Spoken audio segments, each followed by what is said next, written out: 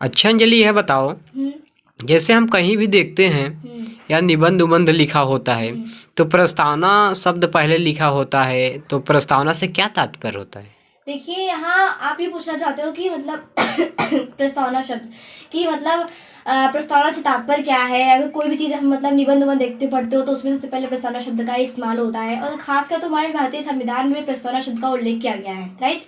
तो देखिए, मैं आपको बता दूं प्रस्तावना शब्द का अर्थ। देखिए, अभी हम कोई चीज़, कोई भी टाइटल अगर लिखते हैं, निबंध उबंध कुछ भी लिखते हैं, आर्टिकल लिखते हैं, कोई भी चीज़ लिखते हैं, तो सबसे पहले हम प्रस्तावना शब्द का इस्तेमाल करते हैं। और प्रस्तावना शब्द को हम इसलिए इस्तेमाल करते हैं, हम या कोई भी लेखक, कोई भी व्यक्ति इसलिए उसका शब्द लिखता है ताकि अगर हम कोई भी चीज़ 1 2 3 4 5 या फिर एक बुक ही क्यों ना लिख रहे हो, तो सबसे पहले हम प्रस्तावना शब्द को इस्तेमाल करते हैं। और उसमें उसके अंतर्गत ये बातें लिखी होती है कि जो भी चीज़, जो भी बातें हम अधिक शब्दों में कहने वाले हैं, उस बातों को हम स्पष्ट शब्दों में, मतलब कम शब्दों में, सीमित शब्दों में हम प्रस्तावना के अंदर कुछ ऐसी बातें लिख दें जिससे कि इंसान इसके अंतर्गत लिखी गई बातों को प्रस्तावना के माध्यम से समझ सके, राइट।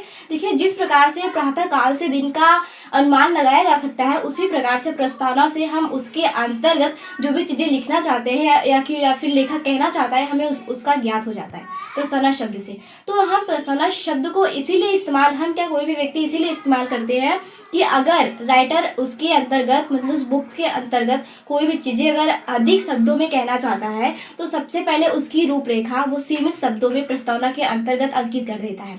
तो प्रस्तावना का मतलब ये हुआ कि आप जैसे कि कोई बुक उठाते हो, कोई पॉइंट्स पढ़ते हो, तो सबसे पहले आप पूरे बुक को पढ़ने की बजाय सबसे पहले आप उसकी हेडिंग्स को देखते हो, आप उसके स्टार्टिंग को पढ़ते हो, तो आपको प्रस्तावना शब्द मिलता है। तो आप उसके अंतर्गत पढ़ते हो। खासकर एग्जाम्पल आप ले लो कि आपके संविधान में जो प्रस्तावना लिखा गया है, आपके संविधान में जो भी चीज़ें लिखी गई है वो कम शब्दों में, सीमित शब्दों में आपको प्रस्तावना में दिखा दिया गया है, ठीक है। तो इसका अर्थ यही होता है कि अधिक बातों को कम शब्दों में व्यक्त कर देना ही, जिससे कि प्रस्तावना के अंतर्गत किया जाता है। Thank you.